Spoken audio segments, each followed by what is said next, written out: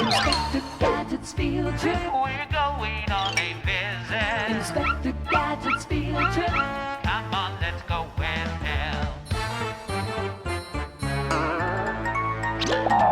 Inspector Gadget's field trip. What's that, you ask? What is it? Inspector Gadget's field trip. Well, no one wants to miss it.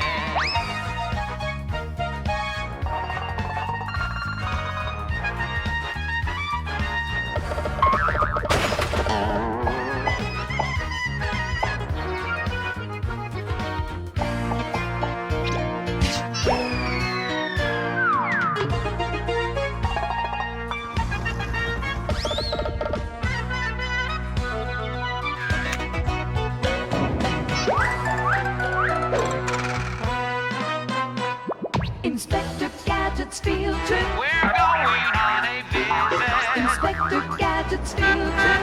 Come on, let's go with him. New places, new faces. Inspector Gadget's field trip. Inspector Gadget's field trip.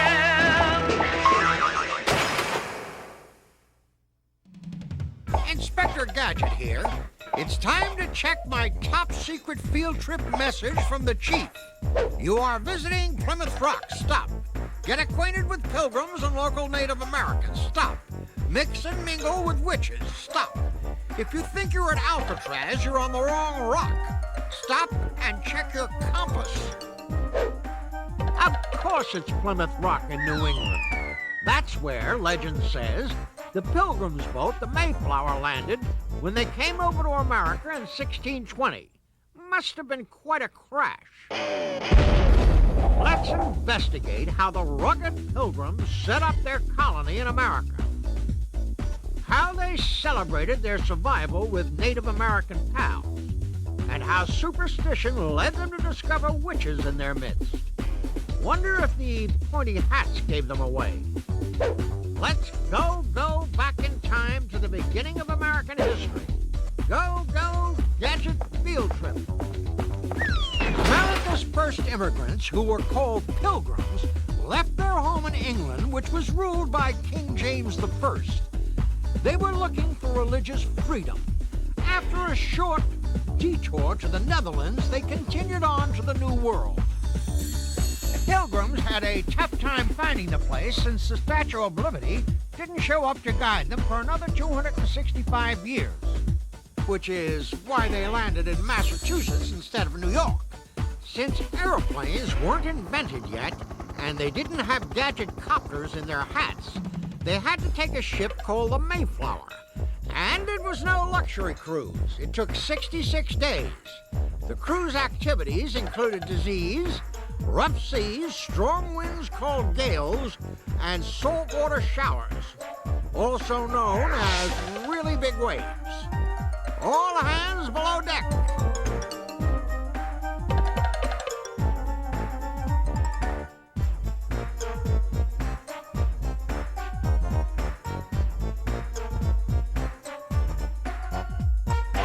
Those sailors had their hands full trimming the sails, barking the bilge, and trying to keep on course on the choppy seas. I can't even stay on course when I'm sailing my boats in my bathtub. That's my great ancestor, Gourmet Gadget. Well, you can't get any decent bread upon a ship, but it'll all rot.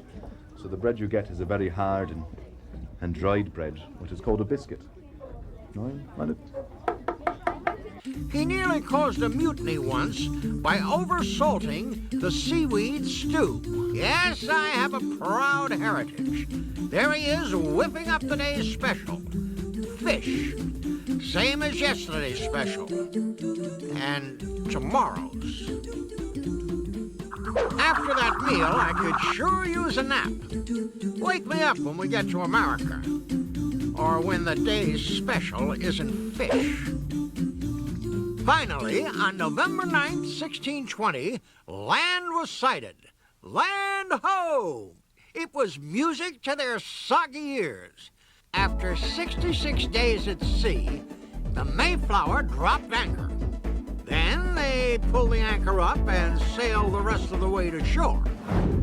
But first, the famous Mayflower Compact was signed. Compact is a fancy word for written laws that would keep order within the Pilgrim colony. That's what they call their community. Even though they were a little freer now, the colonies were still under British rule and were called New England. Wowzers! We're standing in the middle of what used to be the Plymouth colony. Not exactly the Taj Mahal. It took a lot of work to make it look this way. Trees to clear, chickens to catch, barns to raise. Today you can visit a living replica of Plymouth colony. It's called Plymouth Plantation in Plymouth, Massachusetts. We can blend right in with the hard-working pilgrims. That is, if they all have gadgets sticking out of their hats. Time for an investigation.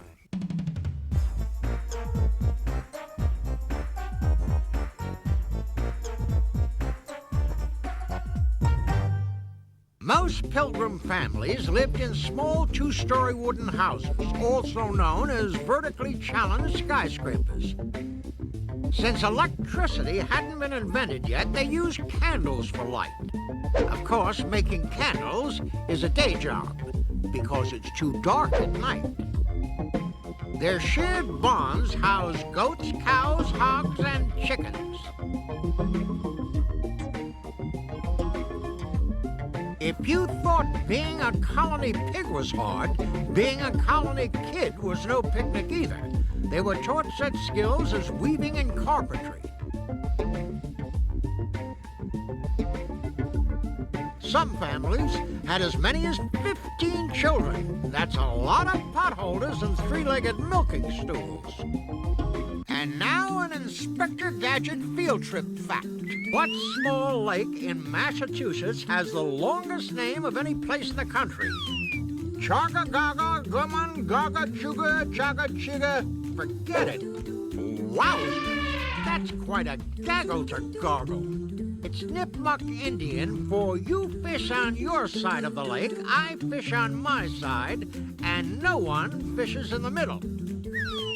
It was a terrible winter. Almost half of the settlers died. Luckily, they became friends with a Native American tribe called the Pakanaket Wampanoag. They met a wise and noble native named Squanto, who spoke better English than the Pilgrims spoke Wampanoag. He also looked quite dashing in animal skins.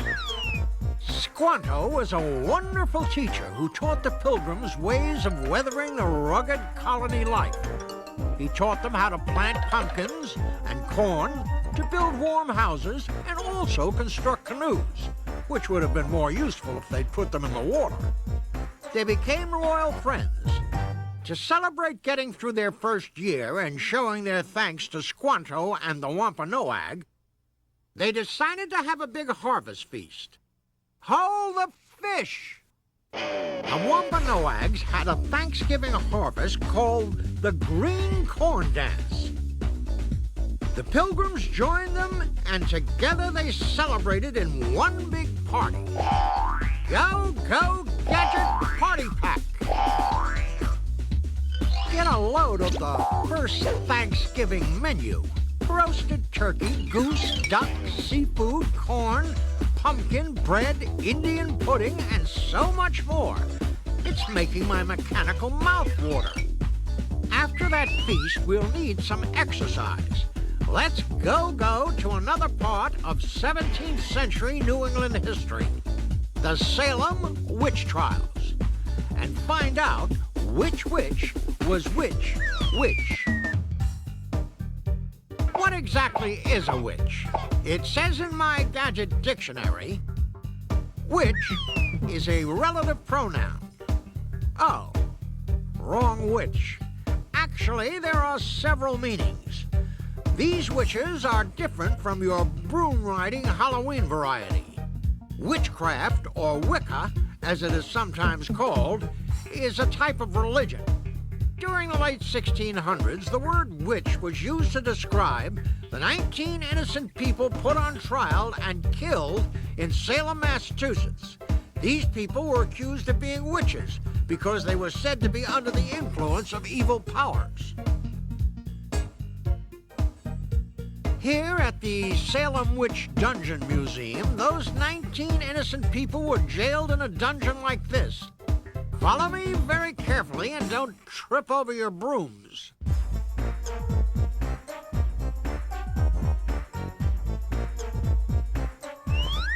Wow! These cells are tiny, no bigger than a broom closet. The hair on my Gadget neck would be standing up if there was room. What a terrible time it was for those poor prisoners. Many stories were inspired by this dark time in history.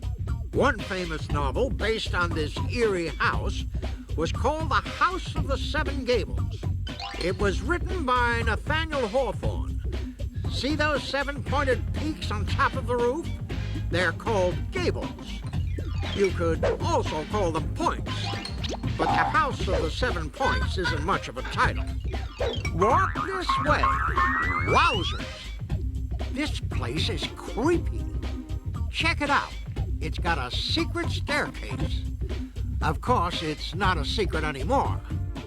There's even a superstition or false belief that claims whoever climbs these steps can actually hear the heartbeat of the house. What a ridiculous notion. Whoa! Phew. I hope you don't think the old inspector is scared. I'm just running a little late for our next field trip. I hope you had a good time sailing on the Mayflower, pigging out with the Pilgrims at the first Thanksgiving, and whaling with the Witches of Salem. Until next time, go, go, Gadget Field Trip.